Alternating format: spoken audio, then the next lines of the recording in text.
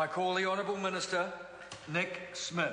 Mr Chairman, let's firstly get on the record at the beginning of this committee stage debate some facts about housing affordability. Now, the first thing we know is that during Labor's 9 years, house prices went up by 100%, incomes went up by 40%. So housing affordability went backwards by 60% under Labor's reign. Let's look at the figures under our 5 years. Under our 5 years, average house prices in New Zealand have gone up by 14%. Household incomes have gone up by 19%.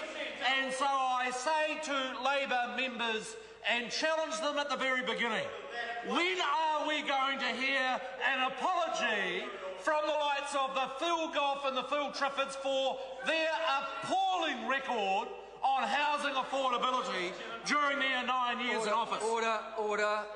Point of order, the Honourable Annette King. I rise to correct the Minister's pronunciation of Phil Twyford, not Trifford. Yeah, thank you for that. I think that's most appropriate, and the Minister will make sure in the future that he tries to use the correct pronunciation for the member's name. All members are honourable. Mr Speaker, the second point I want to make is that the member highlighted the case of cold, damp homes causing disease. How many homes has this government got in and home insulated? Answer, 326,000.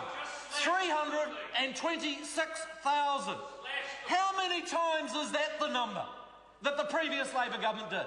It is 10 times the number. 10 times the number.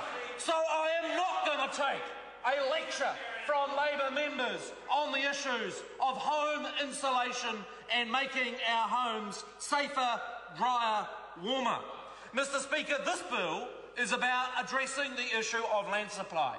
But never has this government said that the issue of land supply alone is a solution to housing affordability. We've announced initiatives around getting the development costs that went up by threefold during Labour's time under control. We've announced initiatives around materials costs, around apprenticeships, around expanding KiwiSaver first homer grants, around welcome home loans. We've announced initiatives around keeping interest rates low, all of factors. Now, the member has just said it's tinkering. Well, I'll check the record. What did Labour do during their 9 years? How many bills did we have before this Parliament that would make houses more affordable? And the answer is absolutely zero, diddly, squat, zap. And then, Mr Speaker, let's look at the substance of this bill. This bill is about increasing land supply and doing so quickly. Who confirms we need to do that? The Productivity Commission. What did the Labour Party say when the Productivity Commission report came out? They said that it was an ideological burp and they opposed it. An ideological burp and they opposed it. People like Murray Sherwin, one of our most respected public servants, the Labour Party says, forget it, we don't believe it. When the IMF says it, when the OEC says it, when the Reserve Bank says it, they all reject it. The reality is that increasing land supply is critical to housing affordability, and unless we address it, nobody in this Parliament can pretend they are serious about dealing with the issues of household affordability, and that's why this afternoon is an afternoon of shame for the Labour Party. Shame.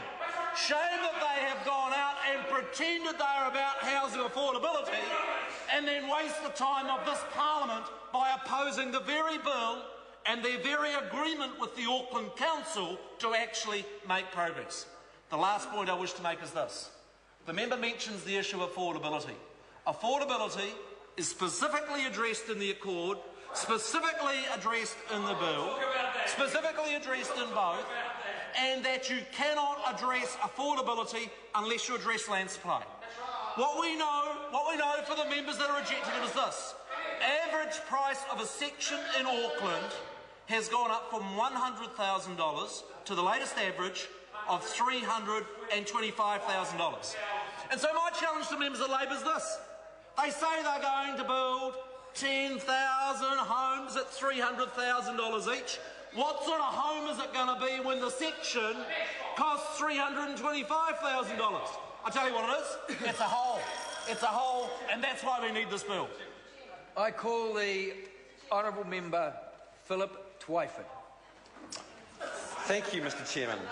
I wanted to continue with my recounting.